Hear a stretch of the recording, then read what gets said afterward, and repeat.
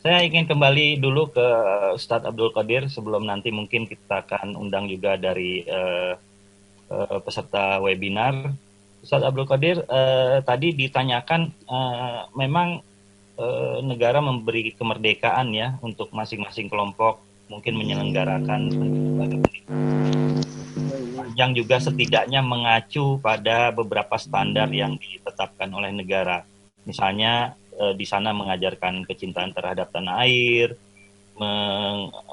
memasang atribut-atribut kenegaraan atau mengikuti peringatan hari-hari kenegaraan seperti 17 Agustus, Hari Pahlawan dan sebagainya. Kalau di lembaga pendidikan Khilafatul Muslimin gimana? Apakah hal-hal itu juga diajarkan, Ustadz? Ya. Apa ya? Ini ya dialog ini kok masing-masing apa ya? Khilafah ini yang saya mengumumkan kekhalifahan dengan pengertian yang saya ketahui, lalu komentarnya kok seperti khilafah yang ada di otaknya masing-masing. Jadi seolah-olah menduduh khilafah ini seperti khilafah yang ada di otaknya para para pembawa acaranya. Ya, ya. Jadi tanpa Makanya kalau datanya nggak ada. ya, apa Saya kan yang lain. dalam Jadi, pikiran Ustadz konsep khilafahnya itu, termasuk nah di dalam kan lembaga pendidikan. masa dia akan mentar nanti akan terjadi pertengkaran kita ini mau mesejahterakan umat dengan kasih sayang rahmatan alamin, tapi penafsiran khilafah menurut penafsiran umat sedunia yang tidak punya khilafah itu kan jadi lucu, jadi repot menganut. Jadi itu saja contoh Bapak. Kita tidak paksa orang suruh potong tangan maling. Sekarang kita suruh berpikir bapak-bapak itu.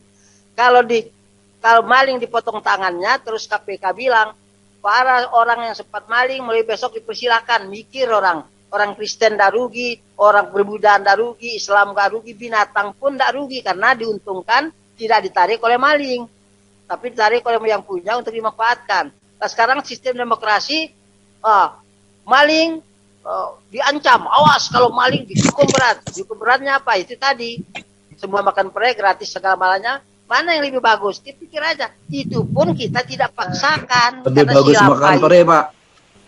Sebab khilafah itu tidak memaksa, kan enggak? Terus dia kasih contoh tadi, wah Nabi juga tidak memaksa ini. Ya memang itu yang kita tiru itu. Tidak memaksa itu. Kejam, Kiai. Kejam. Super kejam. Nah, makanya. Kata orang kejam, padahal yang rugi Kristen untung. Kalau potong tangannya maling, Kristen untung, Buddha untung, binatang untung. Saat ini kalau tadi bicaranya soal potong tangan, tapi di negara kita kan ada beberapa aturan yang mengakomodasi ya kepentingan keagamaan umat Islam, seperti misalnya ada undang-undang zakat, ada undang-undang wakaf. Makanya kita bilang ini kan pendapat mana yang lebih baik. Kita tidak paksakan pendapat. Dan kita tidak maling juga. Dan kita tidak juga orang maling kita tangkap, kita potong tangannya, kan tidak juga. Apa yang dipersoalankan? Tapi sekarang berpikir, ada Allah bilang begitu, ada manusia bilang begini, mana yang lebih bagus? Kan itu namanya akidah. Jadi kita ini bukan menang-menangan, cari ridho Allah, hidup ini kan mati, masuk neraka, nggak ada gunanya. Jadi harus taat sama yang punya surga neraka itu.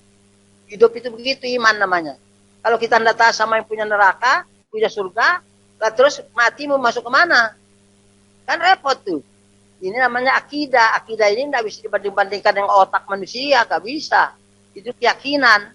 Maka secara khilafatul muslimin harus memerdekakan orang dengan keyakinannya. Tapi jangan dirugikan. Nah gitu. Jadi diuntungkan semua. Bukan dirugikan. Soal mereka setuju dan setuju, itu lain urusan. Kita tak paksakan. Boleh setuju, boleh tidak. Tapi jangan ditafsirkan khilafatul muslimin seperti apa penafsiran yang ada di kepalanya masing-masing. Jangan. Saya yang bentuk khilafatul ini saya yang tahu kok. Baik Ustaz, mari kita coba tunjukin apa pelanggarannya. Demonstrasi ratusan kali kita diajak demonstrasi membela kaum muslimin di Palestina, di Israel. Kita tidak pernah ikut. Terus dia bilang mau apa itu? Itu kan tuduhan-tuduhan kosong yang ada data-datanya itu. Ngomong khilafah begini, khilafah bertengkaran, ngomong kosong. Tentu saja kalau sudah sesuai dengan ajaran kita tidak mau siapapun yang kita. Kalau kita sesuai dengan ajaran dilarang ya kita ya nyawa juga disabung, kita berakidah kok. Ya. Saya sholat, bapak dilarang sholat ya berantem kita, kan gitu. Ya. Oh, itu ada ajaran.